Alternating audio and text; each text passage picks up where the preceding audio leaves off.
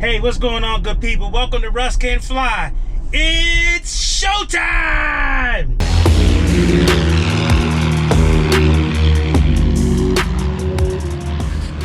All right, so I am on my way to the testing center, and of course, I am extremely nervous. It's funny because I'm having this sense of deja vu. This is exactly the same way I felt, the same way I drove to the testing center. The 2 times that I took the written for my private pilot's license. And, you know, I can remember this feeling like, man, let me just get over this hump so I can, like, get on to the next things that are difficult. But the one thing I will say to you, and I'm not going to speak too long. We'll talk more once I get to the testing center.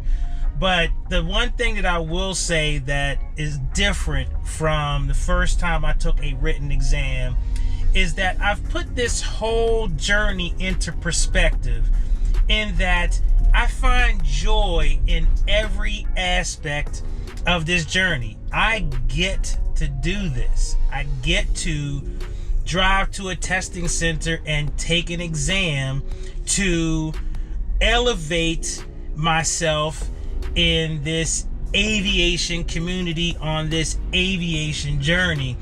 And it's such a huge blessing that regardless of the outcome, it's still a joyful event. Just the idea that I get to do this is a blessing, let alone, you know, go and knock it out the park and be successful and all that kind of stuff. So I just wanted to share kind of some of these like thoughts as I'm like driving to the center. Yes, I'm nervous. Yes, I definitely want to pass this exam and all that kind of stuff. But man, the preparation, it was so trying, tested my patience and all of that kind of stuff. But it's one of those things where, man, like, this is life. I'm getting the opportunity to live life, and all of us are on borrowed time anyway. And so this time that I have in this body, on this planet, and all this kind of stuff, I get to do this cool thing, you know. And even though taking exams is never one of my favorite things, it still is a part of living that I get to do, which is pretty darn amazing. So that's the frame of mind that I'm in. As I, you know, do this, you drive to the testing center. I'm going to put this camera down so I can focus on driving this car and being safe. But I just wanted to share those initial thoughts, and we'll talk some more once I get to the testing center. So see you there. Okay, so I'm here at the testing center, and if you look behind me, that's the place where I'll be taking the test. And yeah, if you don't remember this place, I surely do.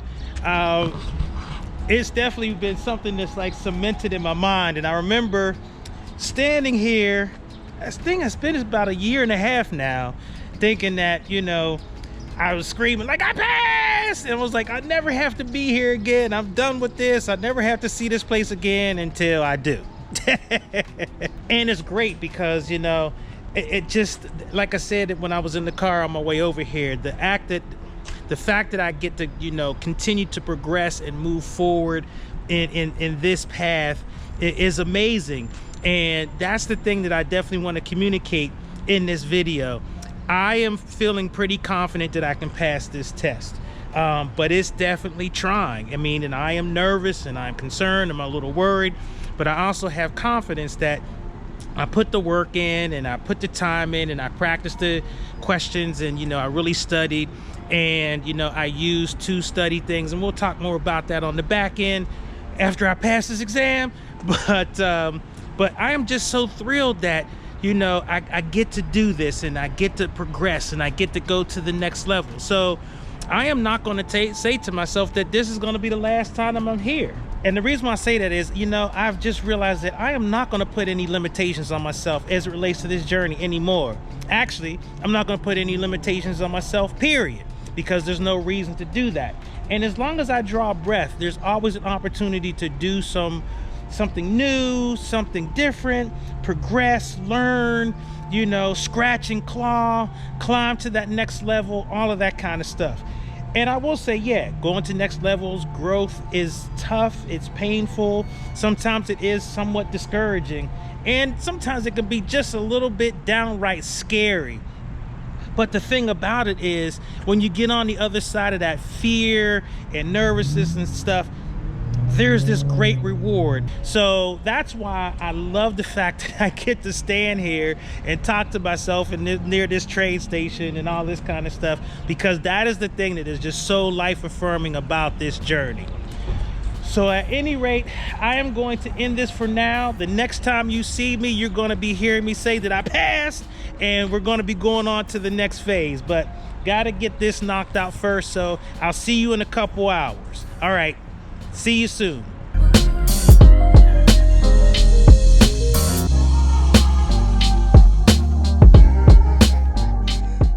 Okay, so man, that test was so nerve-wracking. And the thing that I didn't anticipate from last time is, I couldn't remember if this happened, but I got to question 60. So if people don't know, all of the written exams, be they private pilot, instrument rating, commercial rating, whatever, all of the written exams are 60 questions. What I failed to remember, and I didn't realize this on the private pilot, that they add 5 test questions to the test. In other words, they want to see how students do on these particular questions, and to ascertain whether or not, I guess, they want to keep them as part of the test. So I get to question 60 and I'm like, all right, you know, click the button, we're done, let's get these results, what's up?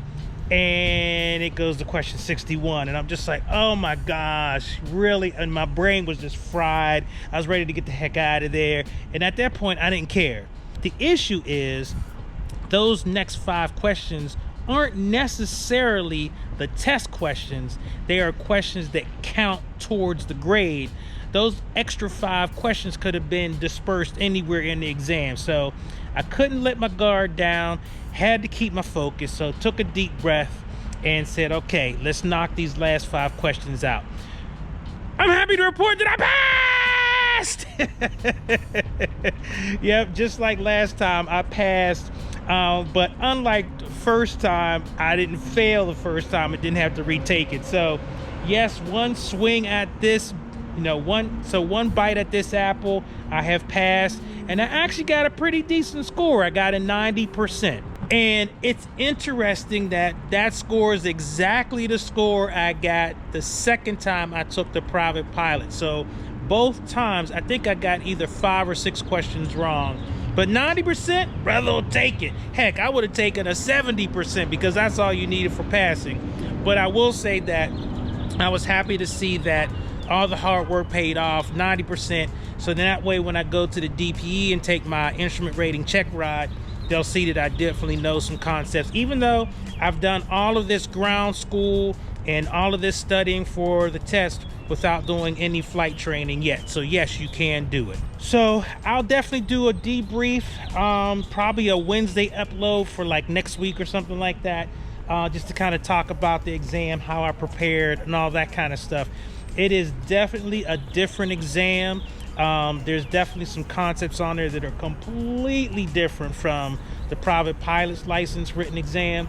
And so, you know, definitely will suggest that, you know, you take one of the courses. And I'll talk more about Sporties and Sheppard Air and all that kind of stuff in a later video, because I don't want this one to go too long. So anyway, I want to thank all of you, my Russ Can Fly aviation community, for all your prayers, all your support.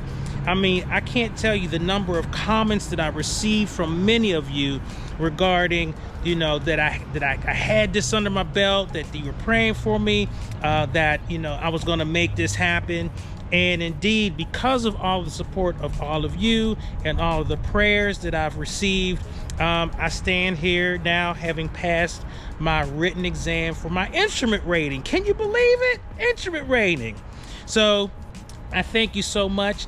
Gonna bask in the glow for a couple days, whatever, and then figure out next steps in terms of the actual flight training. And that's the thing that's going to be interesting, because there's a lot going on there.